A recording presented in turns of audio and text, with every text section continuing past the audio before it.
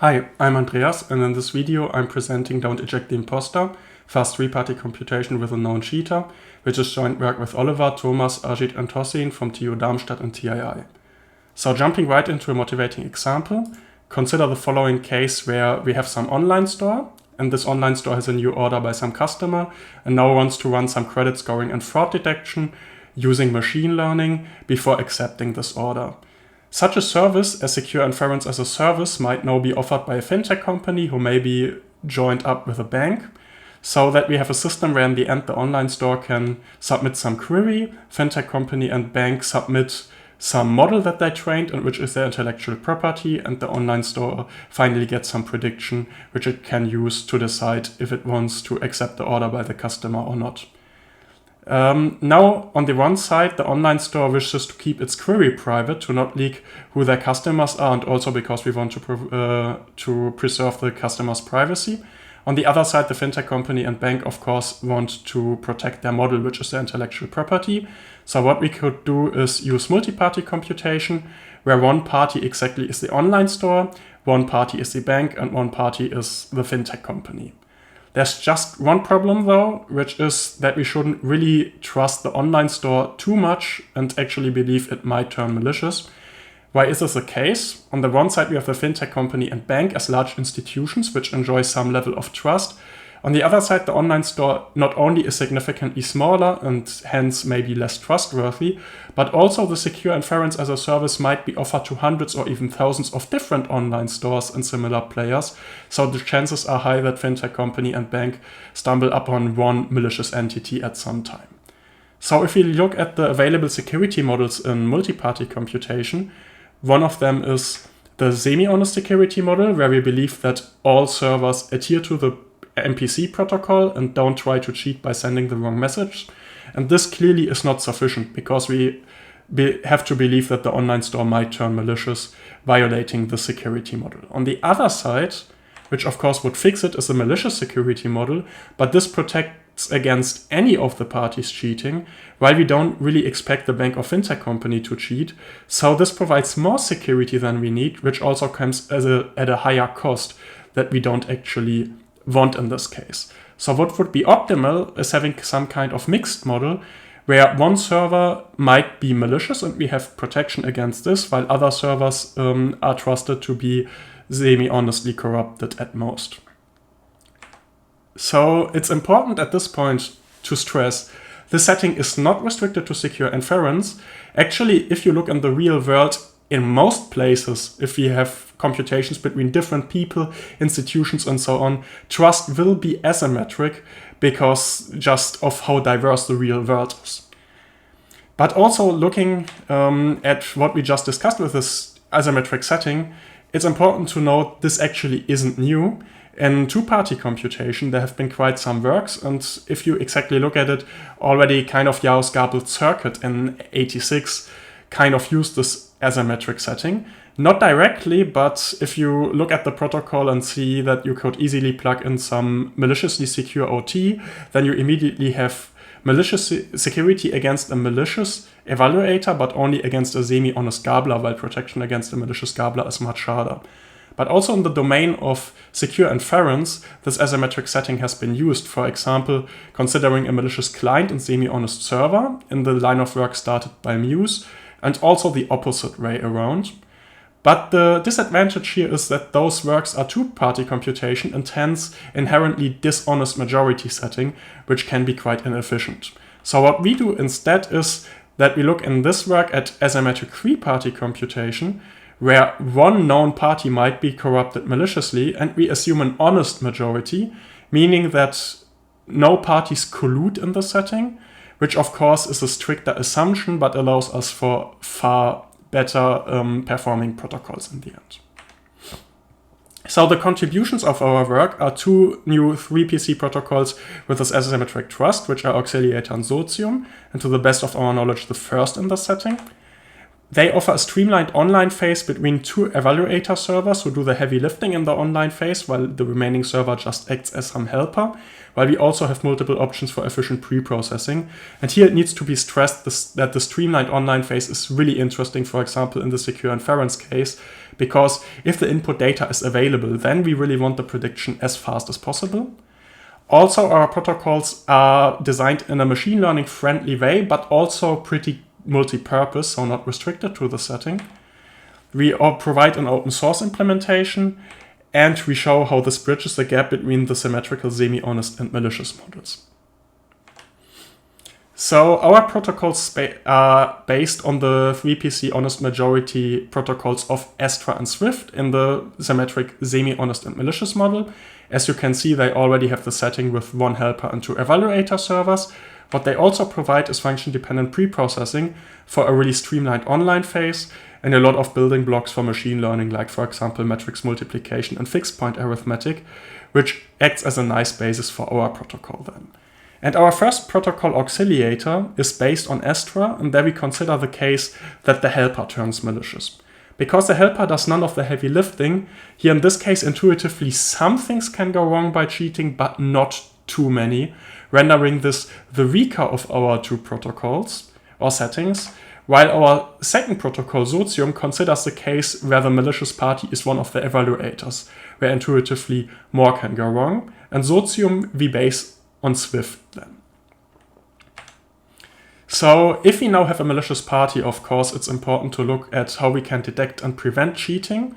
Here it's important to note all expensive verification in our protocols is done during pre-processing, and there we support different options adapted to our asymmetric setting, which are triple sacrificing in the ring version, including some novel matrix triple sacrificing protocol, which is quite interesting for machine learning purposes, and also cut and choose if we want to go to the binary domain. And both of these options have the nice advantage that they only have a really low computational overhead, but at the same time they have a linear communication overhead in the number of multiplication gates.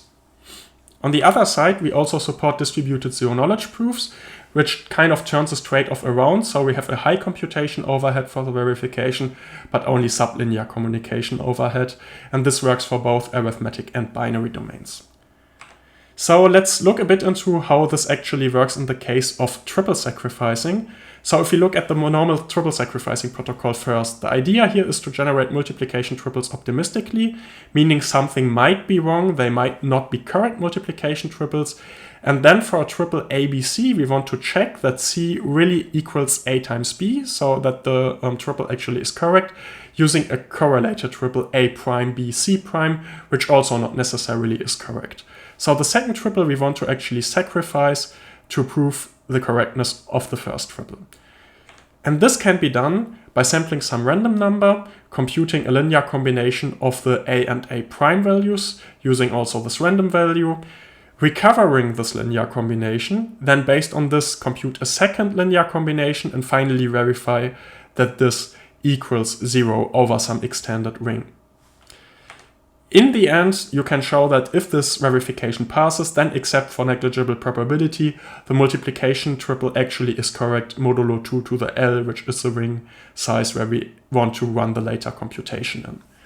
So this exists in literature, but coming now to how to optimize this. First of all, some of the steps here, namely sampling this random value and the final verification, can nicely be batched and are not that much of a problem. This has already been done in related work. And now the two main bottlenecks is, of course, the generation of multiplication triples and also recovering this value V. What we can see, though, in our asymmetric setting now is that these verification steps in the middle, we can completely outsource them to the 2 servers where we know that they are semi-honest, because while 3 servers and the honest majority is quite nice for multiplications, here we just need linear combinations and recovering values, which is much cheaper if just done between these 2 servers, and also renders the multiplication triple generation in the end cheaper because we don't need that much data. Also, what is quite interesting is if you look at this here are a lot of scalar values, and if you just use this for matrix multiplication later, you will run naive matrix multiplication and have a cubic overhead there. But actually you can just replace each scalar value by a matrix, and actually this proves works just as before, so this seamlessly generalizes to matrix multiplication, and this is our new observation here, rendering this also really efficient for example, machine learning purposes. So coming back to our protocols and what they do. So first of all, the protocol auxiliator, this again was based on Astra and considers the case where the helper turns malicious. And this could be, for example, some premium plan offered to the online store, where the online store maybe has to pay a bit more than what we see later, but on the other side only has to provide some computing power for pre-processing for, let's say, the next couple months. And then if a new customer arrives, the online phase can be outsourced to the two other servers. And this is based on Astra, which is completely semi-honest, so we will have some overhead here. And in machine learning, we actually saw that the communication overhead is about 4 times, but we can bring it down to only about 2% if we use distributed zero-knowledge proofs. On the other side, one obvious choice now would be, if the helper is malicious, let's just throw it out and run semi-honest two-party computation between the remaining 2 servers. But then we lose our honest majority. And this protocol then would be basically the protocol ABY2. And this would have an overhead of over 600 times for sacrificing, or even 2,400 times if instead in auxiliator we use distributed zero knowledge. So we really should keep this malicious helper. So let's have some close-up how this actually works, this translation from Astra and auxiliator. And the interesting step here lies in the pre-processing, because at some point in the pre-processing there are some masked values, lambda x and lambda y, which are additively secret shared between the 2 evaluator servers, and the helper holds all of these shares, and we want to multiply them. So basically we want to compute some multiplication triple. And this is really easy, because in Astra, the helper and one party can just, with a pre-shared key, sample one of the shares of the result. Then the helper can compute what the other share should be, because it knows all the masks that need to be multiplied in clear text, and send it to the other party. Of course, now in our setting, we can't trust this, that the helper sends the correct message here, but then we just plug in some verification in the end between the semi-honest servers. So we just extend this pre-processing by the verification, where of course the helper might need to provide additional triples or additional proof depending on the verification technique, but this actually is a really easy fix. Looking at the other more sophisticated protocol of your meso, which is Socium, this now considers the case again where one of the evaluators is malicious, and it's based on Swift. So this could be more of a basic plan where the online store maybe has to pay less to the fintech company and bank, but on the other side has to do more of the heavy lifting themselves, while the bank only needs to provide a helper which has only low effort to do in the online phase. So because this now is a modification of Swift where not any party might be malicious, we expect some improvement. And indeed, if we use sacrificing for both protocols, the communication in machine learning improves by about 8.5 times, or if we use distributed zero knowledge, by 1.4 times.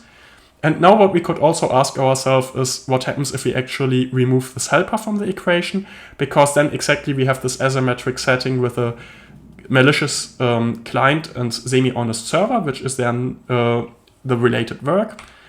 But if we would do that, again, we lose our honest majority, and the state of the art, their SIMC actually would have an overhead of 17 times or up to 60 times regarding communication if we would use distributed zero knowledge.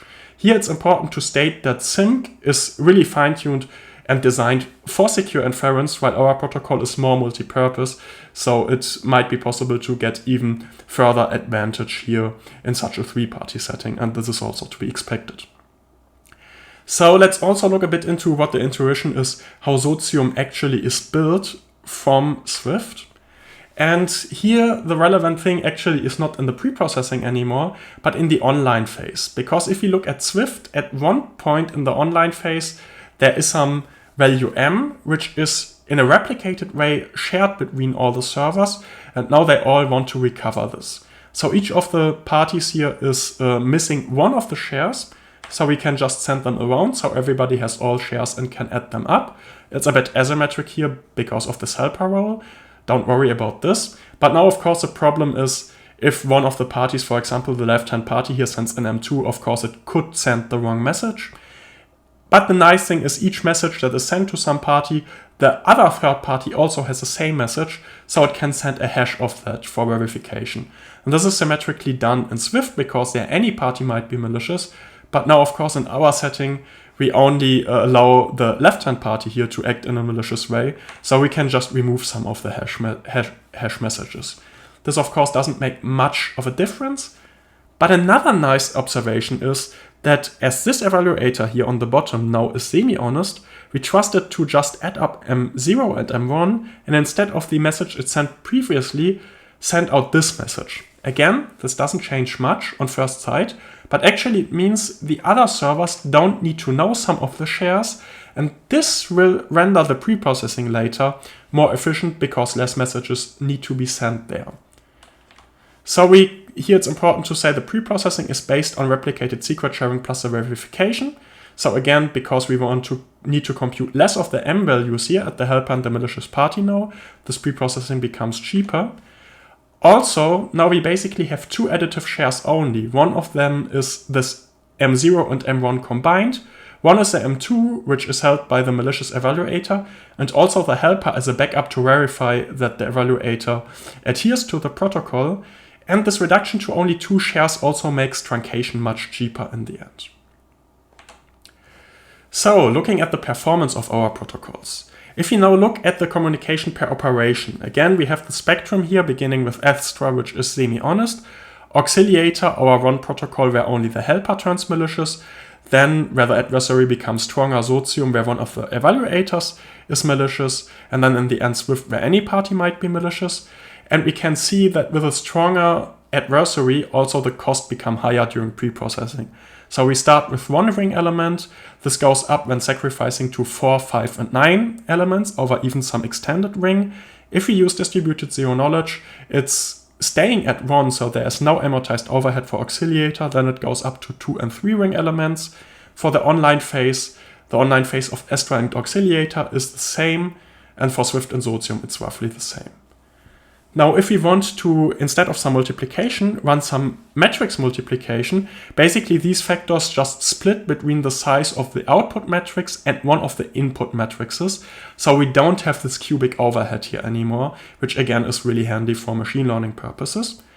And if we want to go to the binary domain, which is more suited there, is cut and choose instead of sacrifice. And again, we can also use distributed zero knowledge, and there we see a similar trend, where with a stronger adversary, also the complexity in the pre-processing grows more and more.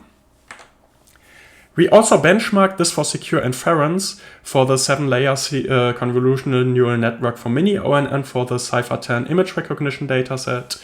And here we can see again this trend, where from Astra, Auxiliator, Sozium, Swift, the communication goes up further and further.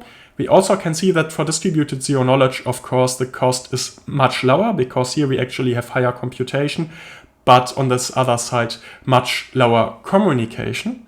And what we can also see is that the main bottleneck here is the nonlinear layers in the setup phase.